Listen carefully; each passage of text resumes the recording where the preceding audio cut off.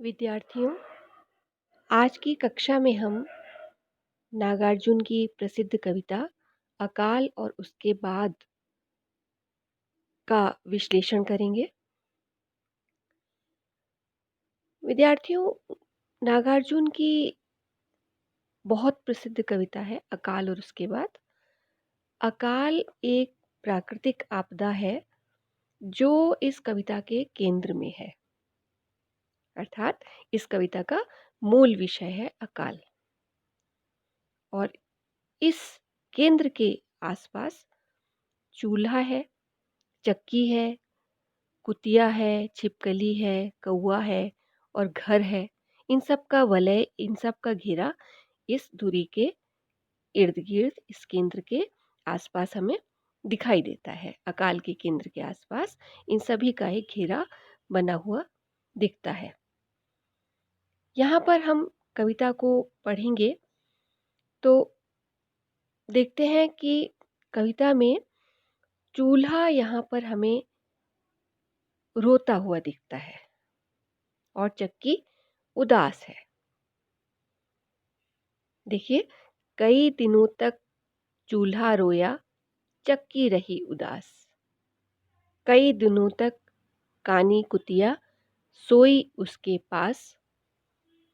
कई दिनों तक लगी भीत पर छिपकलियों की गश्त।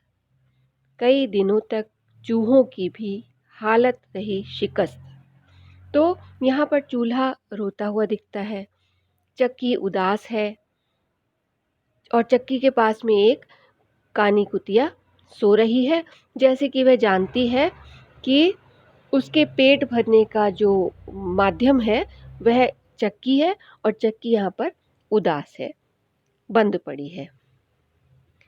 ये जो चक्की है, ये एक ऐसा जरिया, ऐसा माध्यम यहाँ पर दिखता है जो सूर्य की तरह से अपने घेरे से आटे की मानिंद प्रकाश की किरणें फेंकता है, प्रकाश फैलाता है।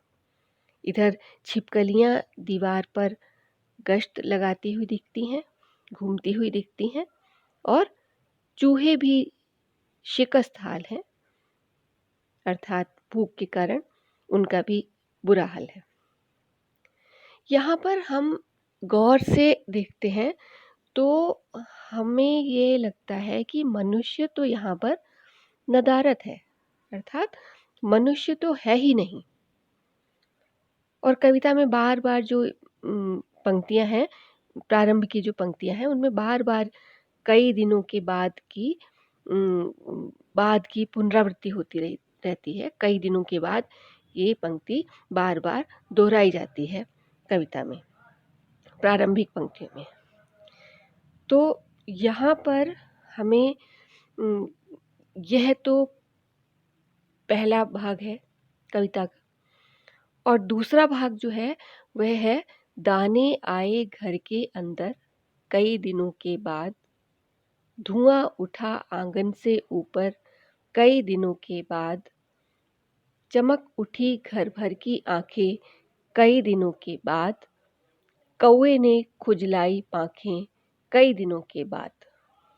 तो यहाँ पर हम देखते हैं कि कविता के दो भाग स्पष्ट रूप से दिखाई देते हैं। दो भागों में कविता दिखती है।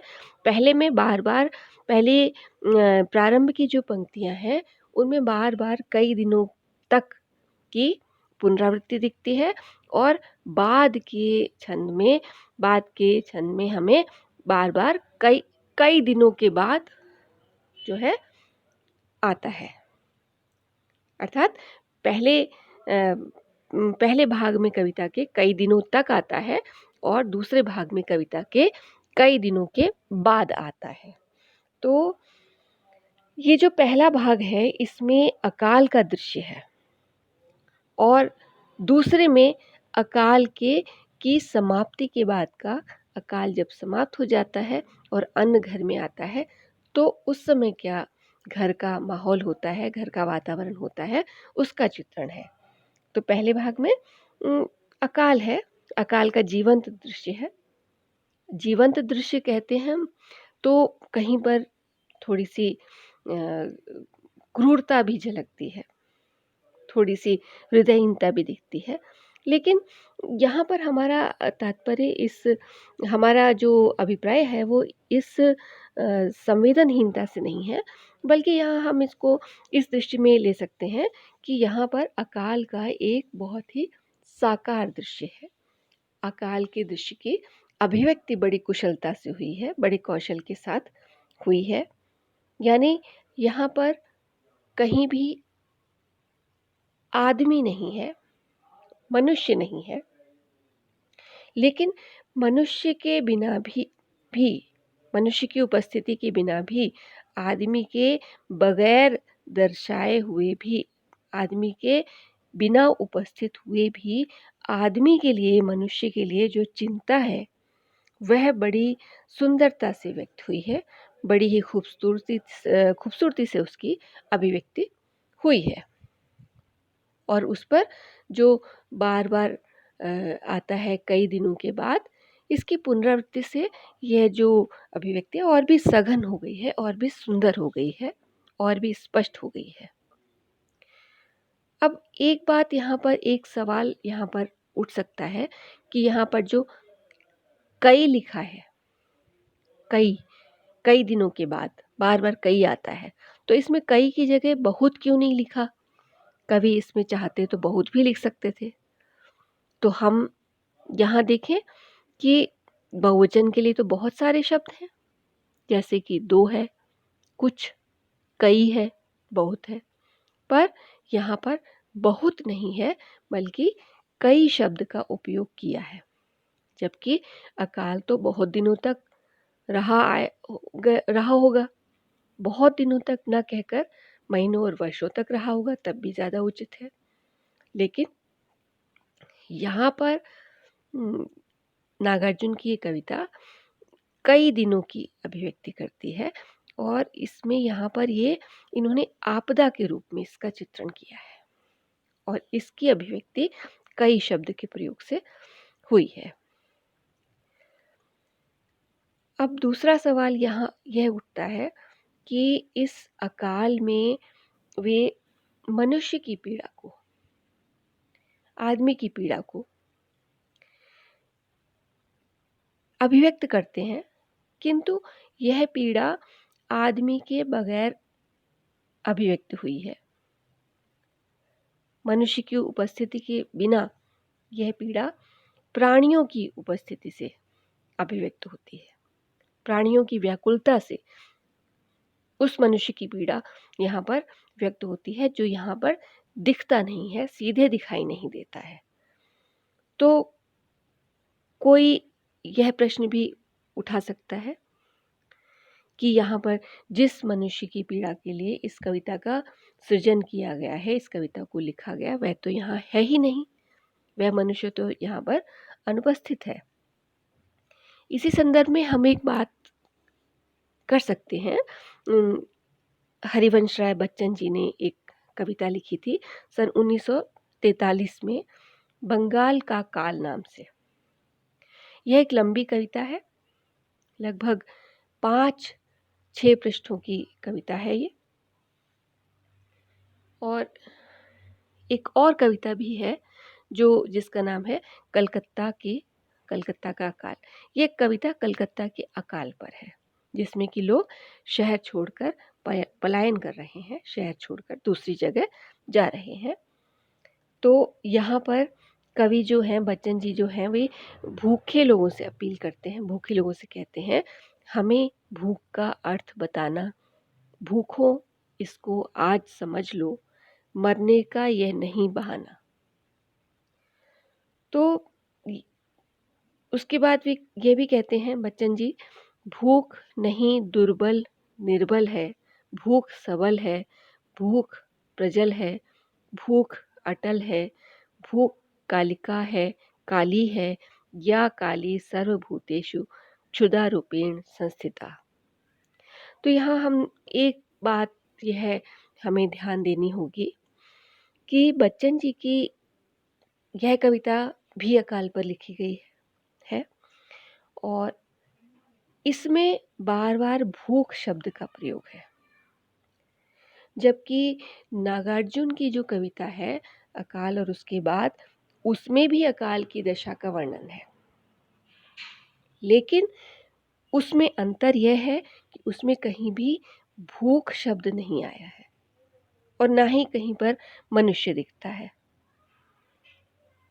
तो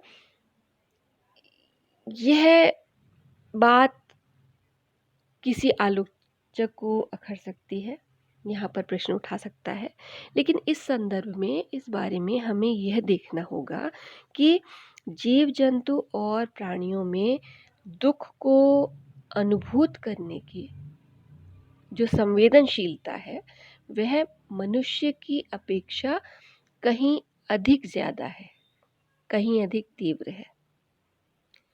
जैसा कि हम पंचतंत्र की कहानियों में पढ़ते समय हमें महसूस होता है, या महादेवी वर्मा के रेखा चित्रों में ये बात दिखाई देती है कि प्राणियों में, मनुष्य के इतर प्राणियों में, पशु पक्षियों में ये संवेदनशीलता और अधिक तीव्रता से मिलती है।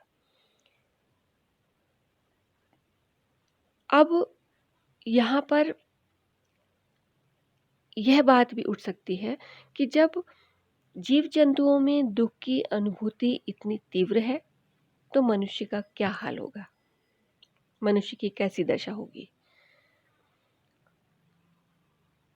तो दोनों ही दशाओं में, दोनों ही स्थितियों में यहाँ इस कविता के बारे में हम बिल्कुल ही संदेह रहित होकर, बिना किसी संदेह के, बिना किसी शंका के हम ये बात कह सकते हैं कि यहाँ नागार्जुन की कविता के दोनों सिरे, दोनों छोर खुले हुए हैं। मनुष्य जो आता है तो वह दूसरे भाग में आता है, पहले भाग में मनुष्य नहीं दिखता, दूसरे भाग में आता है, लेकिन वह भी बिल्कुल सीधे सीधे रूप में नहीं आता है, सीधे तरीके से नहीं दिखता है। वहाँ भी कवि कहते हैं घर और आंगन के माध्यम से, घर और आंगन का चित्रण है, धुआं है, चमकती हुई आंखें हैं, तो इन सब के माध्यम से मनुष्य की उपस्थिति का बोध होता है कि मनुष्य भी यहाँ पर है। तो कविता में कवि कहते हैं, दाने आए घर के अंदर, कई दिनों के बाद धुआं उठा आंगन से ऊपर, कई दिनों के बाद चमक उठी घर भर की आंखें, कई दिनों के बाद कौवे ने खुजलाई पांखें, कई दिनों के बाद। यहाँ इन पंक्तियों को पढ़ने के समय हमें पता चल जाता है कि घर में दाने आए हैं, अनाज के दाने, अन्न के दाने घर में आए हैं। तो जाहिर है कि मनुष्य के माध्यम से पूरे घर भर की आंखें चमक रही हैं, यानी पूरा घर उल्लास से भरा हुआ है, पूरा घर प्रसन्नता से भरा हुआ है। आंगन के ऊपर से धुआं उठता हुआ दिखाई दे रहा है, घर में अन्न पक रहा है, अन्न पकने का ये सूचक है। पता चलता है कि घर में चूल्हा जल रहा है, चूल्हा जल रहा है यानी अन्न के दाने घर में आ गए हैं।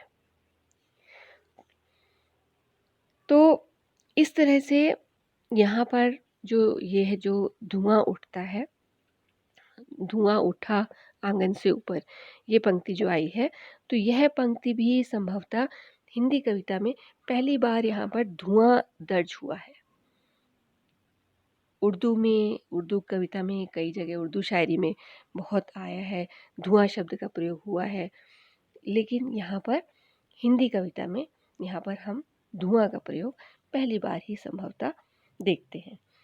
लेकिन नागार्जुन की इस कविता का धुआं भूख से जुड़ता है, मनुष्य से जुड़ता है, केवल चित्रण मात्र नहीं है।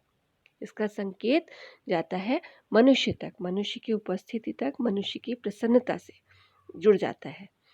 तो और इसी धुएं से छनकर प्रकाश भी आता है, कौवे अपने पंख खुजला रहे हैं, कौवे पांखें खुजला रहे हैं।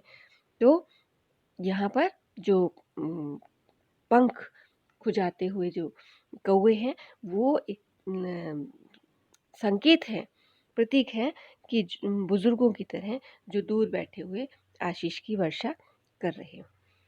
तो इस तरह से एक नए संदर्भ में हम अकाल और उसके बाद की कविता की व्याख्या कर सकते हैं, विश्लेषण कर सकते हैं।